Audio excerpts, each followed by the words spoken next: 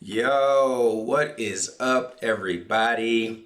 My name is Jeff Hargrove. I am a media composer, and welcome to my channel. Man, so happy that you found me. I'm here, all transparency. I've been a media composer a couple of years, man, but I had the good fortune, the blessing to have a cue that I wrote recently be used as the cue for the opening tease for the NFL Today on CBS. So, man, pretty stoked about it, pretty excited. I've been at this really just a couple of years now. This is my first major placement. And really, I kind of wanted to come on to share the cue with you guys, but from the standpoint of letting you peek inside my process a little bit in terms of how I put together this type of cue as an epic orchestral hip hop flavored cue. And then if not anything else, hopefully you can, get some tips or ideas in terms of how to put something like this together. And if not that, maybe just some inspiration, to know, hey man, keep on, in pursuit of your dream. So this is like a second career for me, and I'm excited. I'm excited about learning and growing, and it's my hope that I can take you, on this journey with me. So this is my first post, and I hope to, be posting, one every week after this, and kind of just have you, grow with me as I grow. So hopefully we'll have some fun together. So what I'm going to do, the name of this cue is called Game Time Groove. So I'm bringing it up on the screen here. So I'm going to play it for you, and then we'll talk about it on the flip. All right.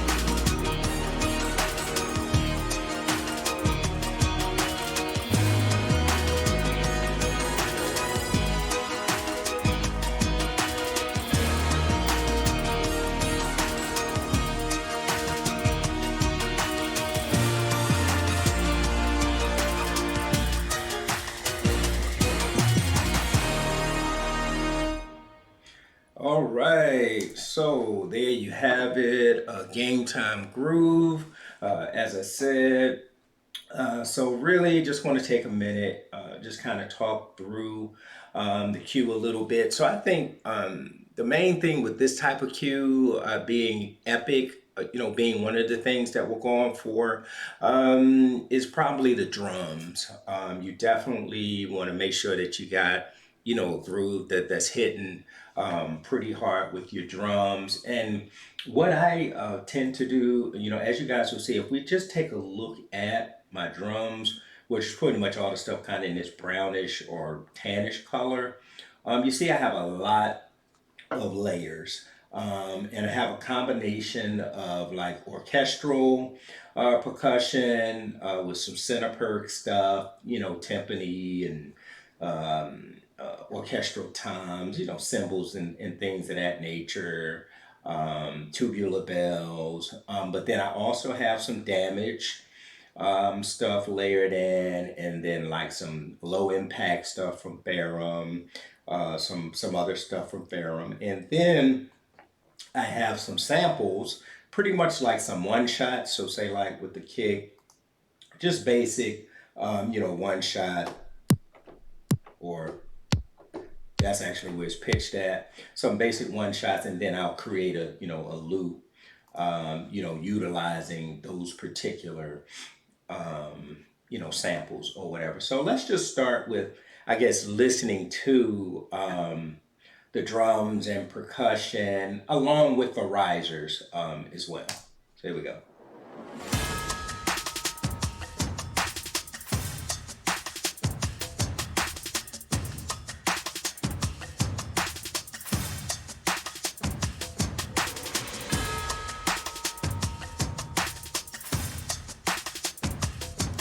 All right, so that's the motor, man. That's the energy. That's kind of what everything is built upon.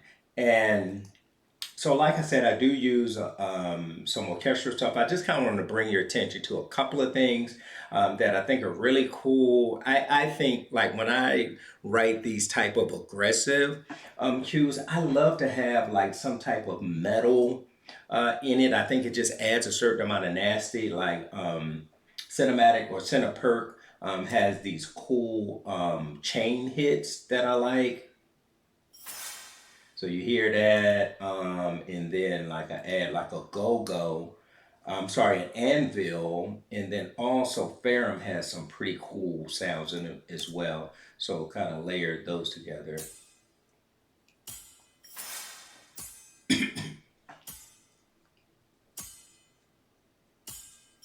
Right. So just to kind of give, just a little, different thing. And I think the metal always works with any type of aggressive, type deal. So definitely like that. Now, the other thing I'd like to bring your attention to is, so I use a couple of damaged loops, and I'm a kind of turn the volume up just a little bit.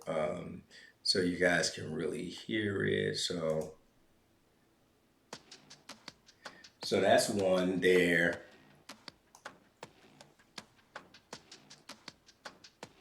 right? And then here's another,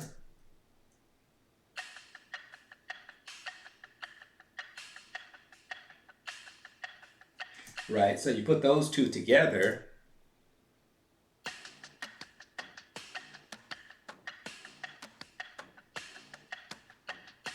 So, kind of interesting, but just to kind of build. And then I have a third loop, actually, again, just a sample that I use. Where you at? By itself, it sounds like something, right, that you use for like a bossa nova or something like that. But when you put them all together,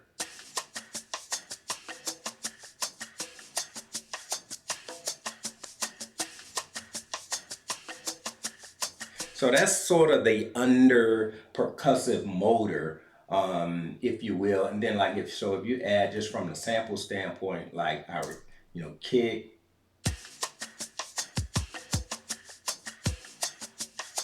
and our claps.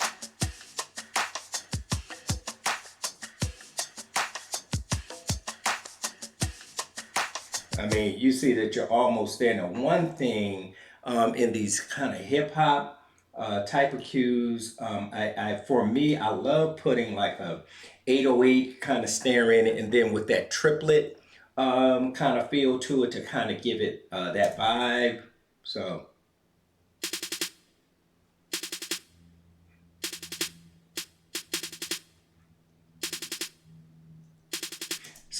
that is just to me kind of classic, in that particular style. So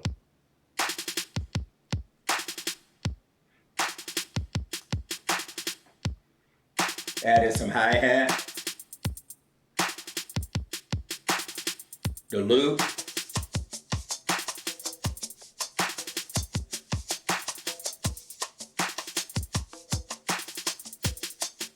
riser. So yeah, you know, again, that is sort of the, you know, the under, you know, belly, you know, kind of for everything from a percussive standpoint. I guess one thing I do want to bring you guys to your attention is a couple of things that I'm using. So like for my low impact, man, I use this Ferrum, which is really cool. So just listen. I mean, just that nice, you know, boomy, low impact. You can see how you can adjust your reverb. You can move your mic positioning on the stage, all that good stuff. And Ferrum is free, y'all, and it sounds amazing. So I would definitely, you know, advise you to check it out. And then the other thing I think that I had for Ferrum was these metal hits as well, which are you know, pretty cool.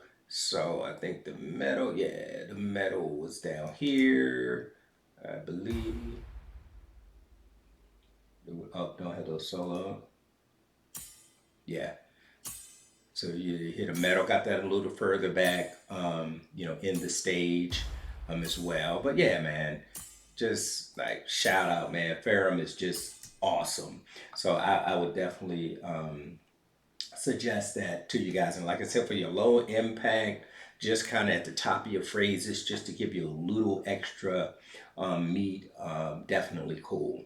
So that's pretty much the drums, you know, and how, you know, all that's kind of put together just to give you that nice piece of energy.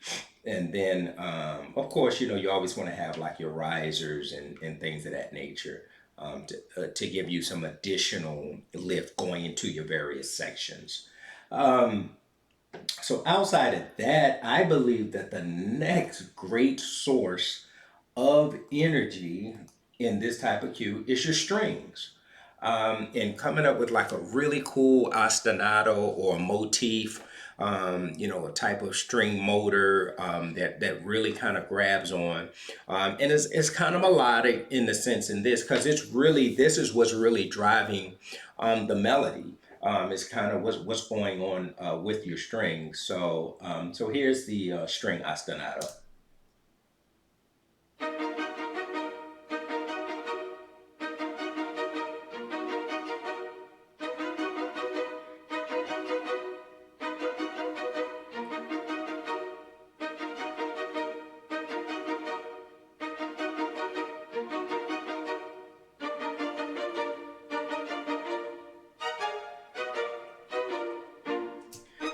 So there you have it, and you heard as it was going into the next session, you know, we just went up an octave to kind of increase the energy there. But for me, it starts obviously. Now, what I like to do, y'all, and this is just me. There are many that will just use like an ensemble patch for the strings, and it totally works. And you know, kind of drive whatever that motif is throughout the cue, and it works. What I like to do is a little different. I like to actually kind of separate out my strings a little bit. So let's say, for example, and let's pull this up. So my violin one, you'll hear is,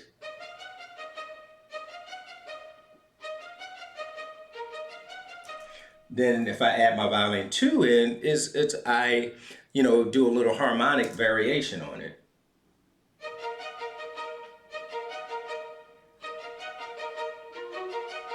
right? And then my viola, even more from a harmonic standpoint,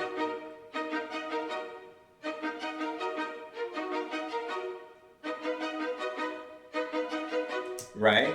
And then my cello, and I'll play that by itself first, is a couple of octaves down, just mirroring the melody of the first violin.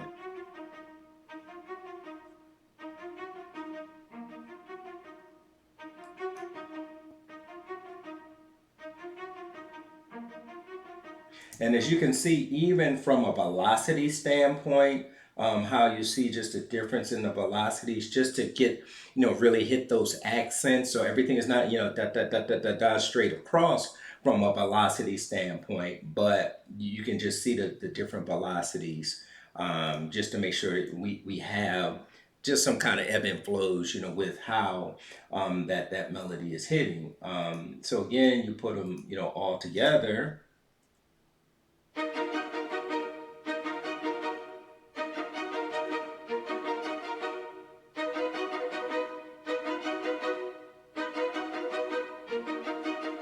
Right. So there, now here, when we get into the second half of the breakdown, I actually did add an ensemble patch with my strings.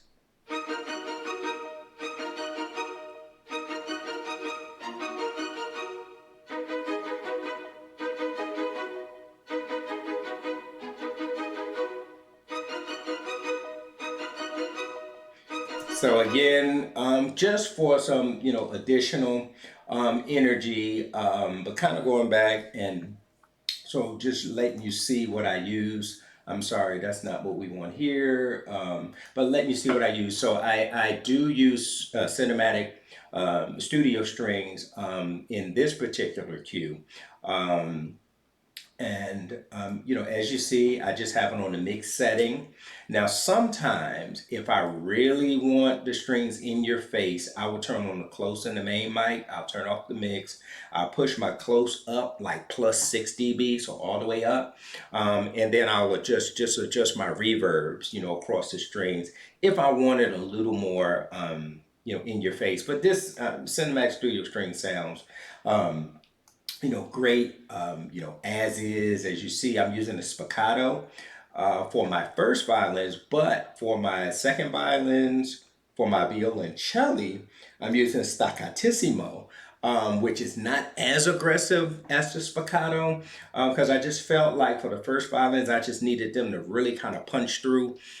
Just have a little more bite, really, if you will. So I used the spiccato articulation there. And again, cinematic studio strings is great. As you see, it does not use a lot of memory, which is awesome. But you go in and you purge your samples when you first load it up, just to kind of get those down. And of course, you just go there, purge, purge all samples. It'll get your memory down to 0, and then it'll just load your samples up, as you play them, so it doesn't like eat up all your memory.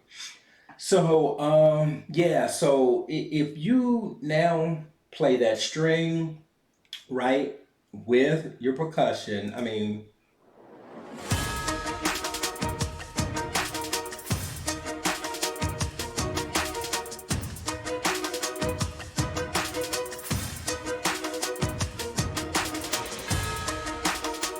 so that is really the main energy for the entire cue. That is the bed of energy that the entire cue is built on. Is that right there? So that's really your drums, percussion, and your strings are sort of the drivers for the energy of your cue. So the other thing I think that obviously a cue like this needs is sort of the nasty, right? So certain things in your percussion help with that, your metal and hits and all that kind of stuff.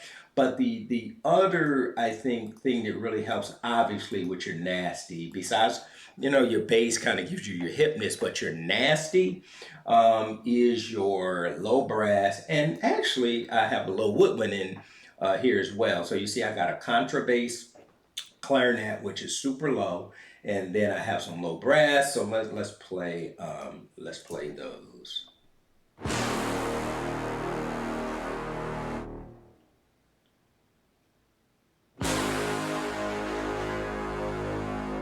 I mean, boom. So you see, it's real nasty. I'm gonna kind of break this down for you very quickly. So one sound that I love is from the Project Sam free orchestra from Symphobia series, and it's called Pandora Burst. I just love this sound, so check it out.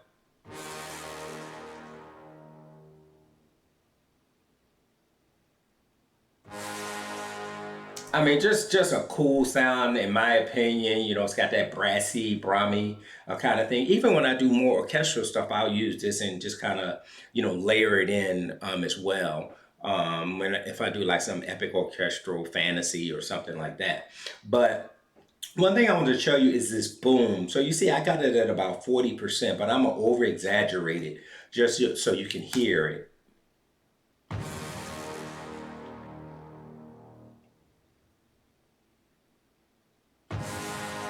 So like if you need like a little extra oomph or kick, to your sound, man, you can play with that there. But like I said, Project Sam, man, shout out. I love the Pandora burst, very, very dope sound. And then what I do is I layer that in with some Brahms. So here's one Brahms. This is more sustained.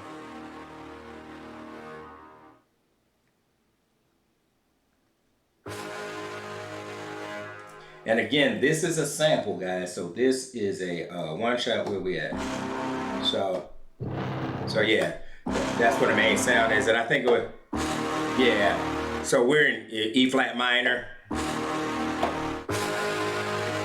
So just in terms of sound, I mean, it's just a one shot that, then I just, play it in, or whatever. So that's my sustain. And then more for impact, I have another Brahm, which is just an impact one shot. I mean, just boom, listen to that. Again, y'all, that just says nasty. So, I mean, for the nasty, gotta have that. And then I got for low end, just some tuba to help support the low end,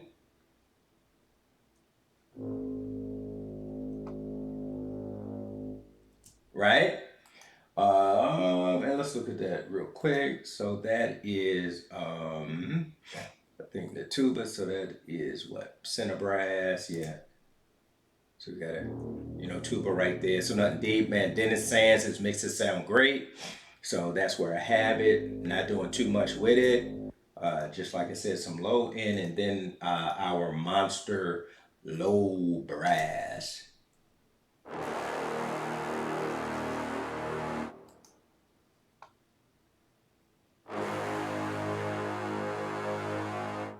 Right there. And one thing you guys see, I mean, look at this. No memory. I mean, this sample library is awesome. It does not eat up a lot of your memory, and it sounds great. And typically, what I'll do is I will, oftentimes just, and let me open this back up, is I'll set up like my, brass, if you will, and then I'll just run MIDI channels. So see, there's a trombones, right? And then on MIDI channel 2, here I have my tuba. And then on MIDI channel 3, I have my monster low brass. So let's see here. And I think I may have hidden the actual center brass trombones because I don't think I'm using them in here, but I'm using BBC trombones, but they're not supporting that low end there. And then the only other thing from the low standpoint is I have the contrabass clarinet.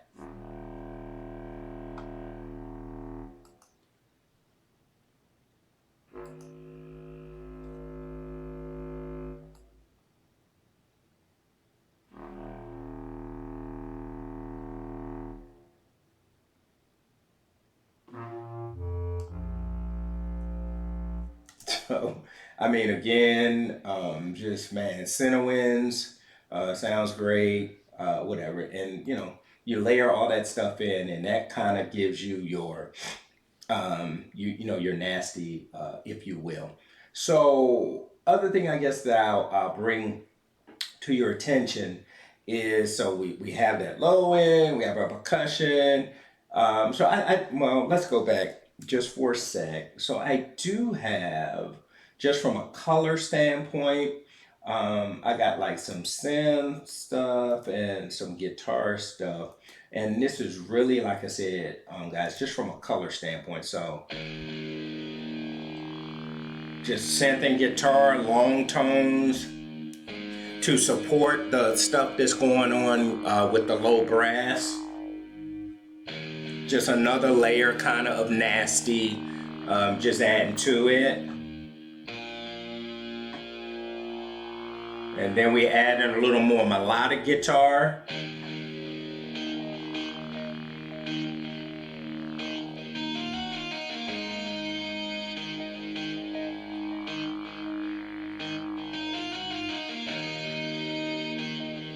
Right?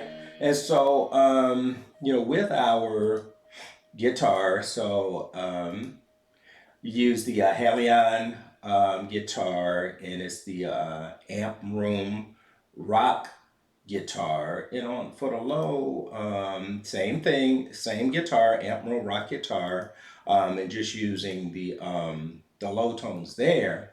Um, and then, guys, one thing you see, I mean, you see, I got a high pass at like, 200 and 252. And one thing is, I high pass everything, just to try to clean up and make room, in the low end, and basically so everything has its own place, and we don't have a bunch of mud, kind of in the low end. So a suggestion I would make is definitely y'all high pass everything. Just find that great frequency, wherein a sound can live. But if it's energy that you don't need, so you see.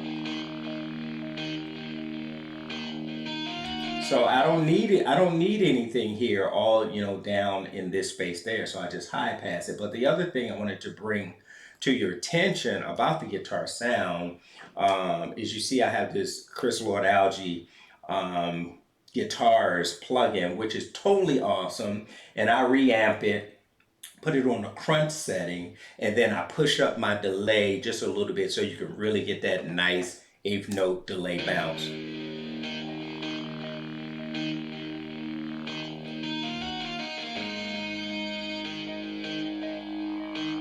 So if we turn that off, we have,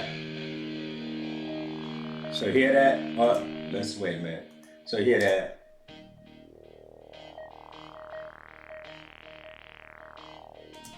And then if I turn it on,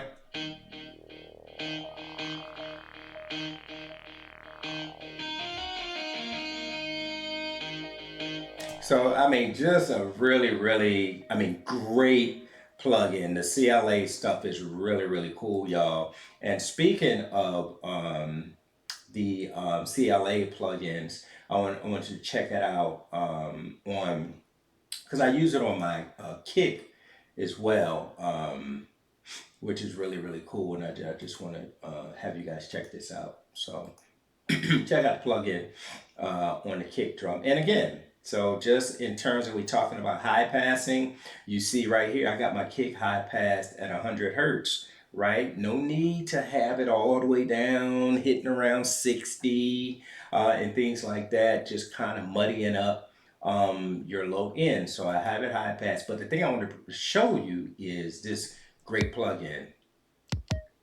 All right, let me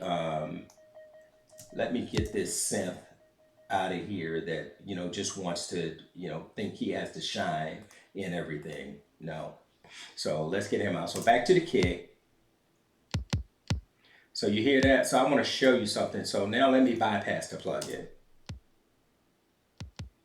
Right? With the plugin in. This CLA, and again, is a Chris Lord Algae plugin, and I got all, that I don't just use it, but his stuff is awesome. So hey, shout out. And look at the gain reduction, it's less than a dB. So we're basically, barely moving the dial. So you don't have to go crazy with it, but you hear the difference, and you see the impact that you get. And then I do also, let me go back to it. You see that I have this side chained to my 808 bass. So I'm going to bring that up real quick. And this is just Um, if you find that you need to create, I'm sorry, we don't want that, we want this. If you find you want to create just a little more space, you can always sidechain. And this is just I think the compressor right in Cubase. I use Cubase, guys, but this compressor right in Cubase. Um, and you can see how it's ducking out the bass when the kick hits, just so the kick will cut through a little more. So just a nice technique that we can use just to get a little more going on and a little more separation. And then again, now you see my bass here, my 808 bass. I have that high pass, at 40, because this is where I'm looking to really kind of have live in the low end. I'm looking for this to kind of have its own space down there. Now I have that kind of rocking with a higher bass tone. Let me take that kick out for you. But with a higher bass tone, just because I needed some pop, in the bass as well.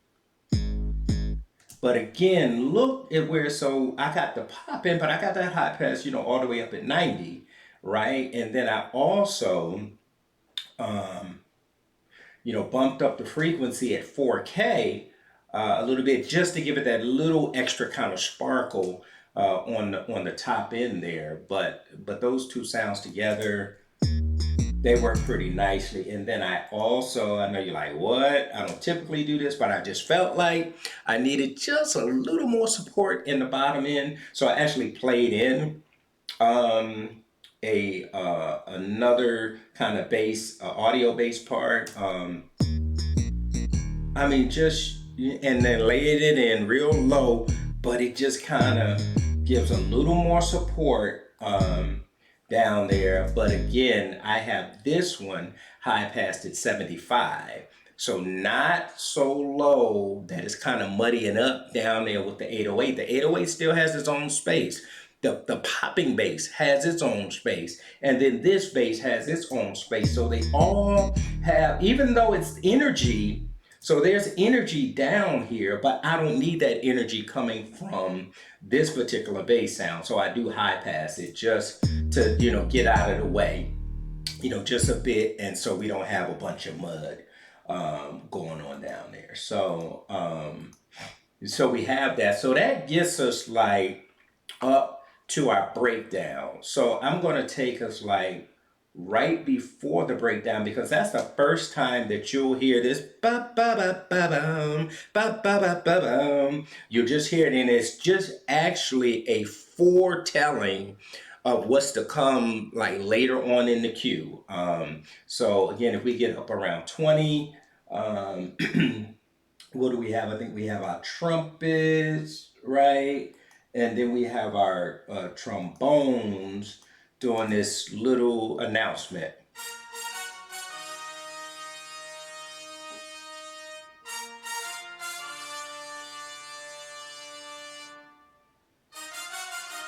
So that is, and so listening to going into the breakdown, this is what we got.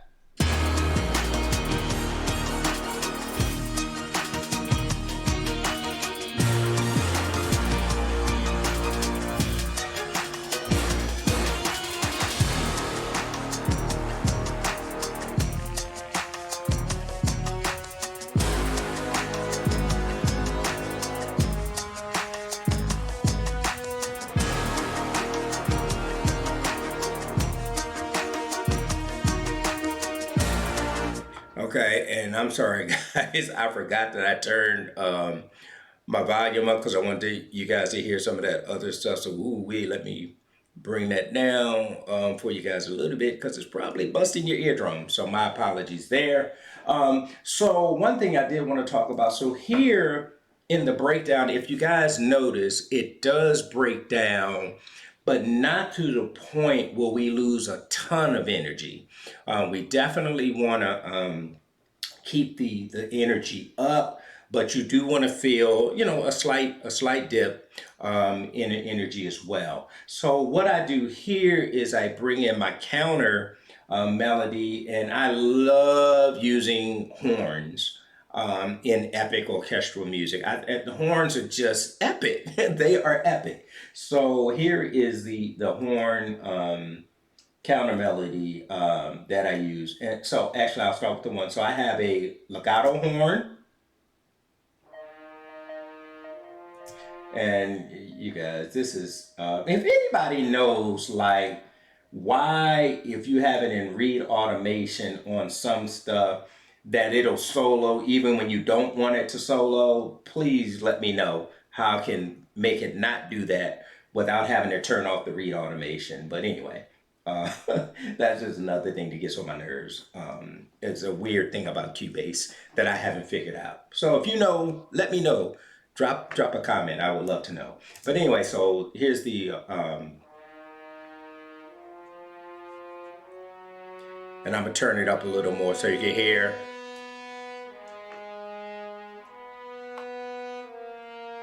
So center brass, that's a solo horn, which I have layered with the 12 horn legato.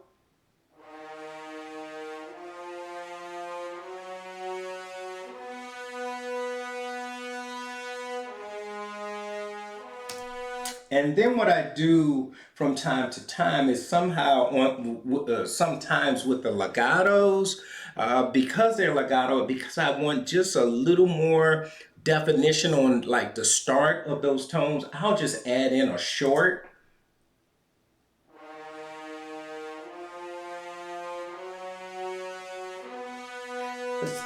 So I don't know if you guys can hear the difference. Let's play just the short.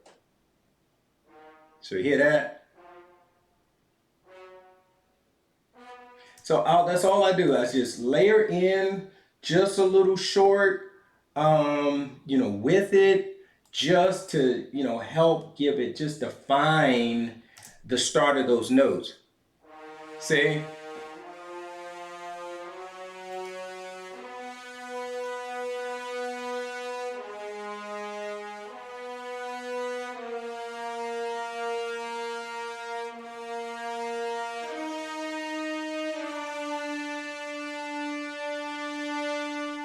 So that's the first time that is introduced. But again, I think it just really helps. And then I harmonize it, later on, and I add in, I think, some trombone, and then another. I think I layer in another horn up here, and what is that? Trombone. So let's see here. Let's take out these and see what we got. The harmony.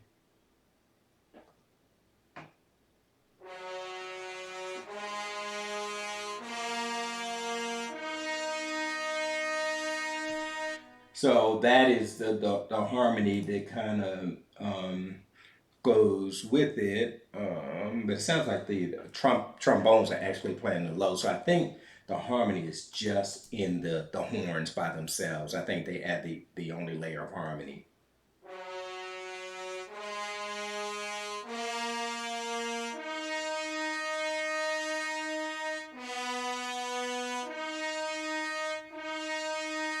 And I mean, as you hear every note, the definition is great with that. So I didn't have to, layer in any type of short articulation with that. Now, believe it or not, I also added in, just from a color standpoint, is clarinet, bassoon, and flute. You barely even hear it, but trust me, it adds.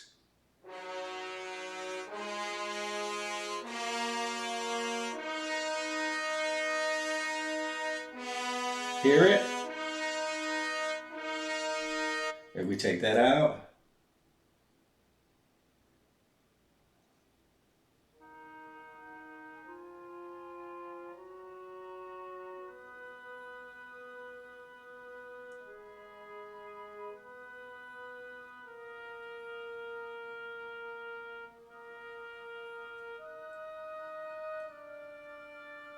And then we add a piccolo.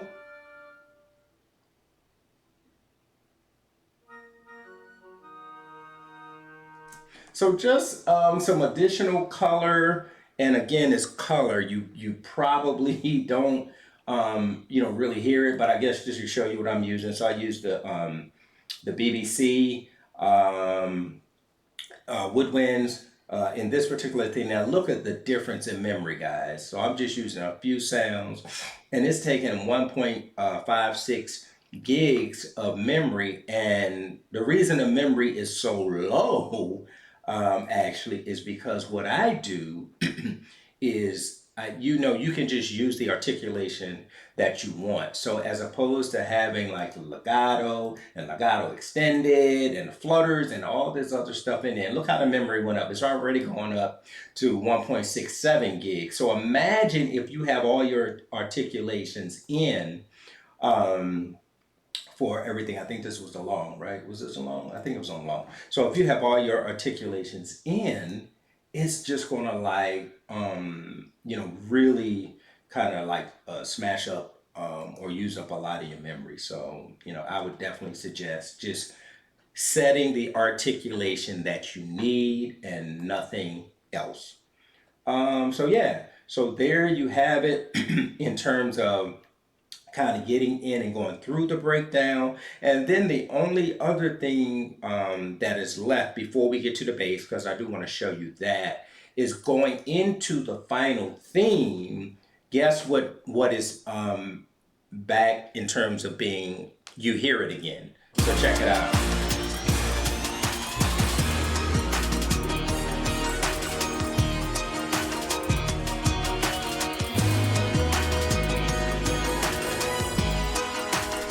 So when we get to our final theme, the cool thing is, and we get our sections here. So when we get to this hook with the high trumpet, is we bring back this thing that we introduced all the way back here. So back here we introduce this.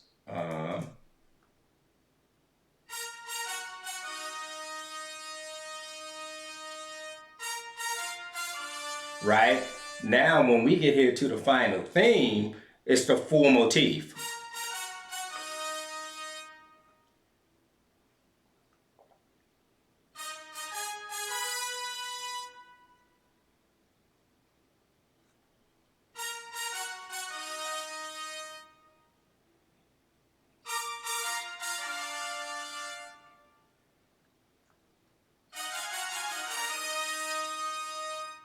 So yeah, when we come back into the final theme, now everything is burning. We have the horn counter melody. We have that trumpet motif that we just introduced right before the breakdown. We have the string motif. So kind of everything kind of churns and burns in this last section. And then what we definitely want to do is make sure that we got a good button on the end of it. So I'm gonna just play just the last few bars and hit the button for you so you can hear that.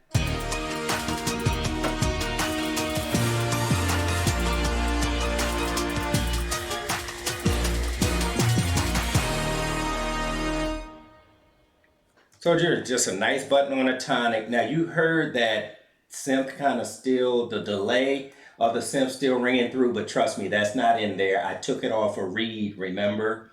I took it off of my reed, so it did not automate, because I think I have it automated to cut that off, right there, so you don't hear that delay kind of ringing through. You just want like a nice clean ending. So there you have it. Now the only other thing, um, and I did, kind of, show you my bass and how that is EQ'd as well. So I really think that's it in terms of the sounds. Going back to the bass, this particular one, y'all, I used a one shot.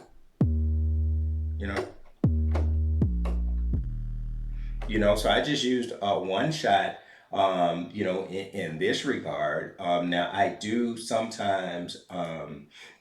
I'll use some other things. So that was a one shot. This one I think I showed you was the bright slap bass from Halion. And again, this was fundamental. Let's see if I can bring that sound up for you guys real quick. So this is actually in my keyboard and fundamental sound if you hear it. So that's that sound.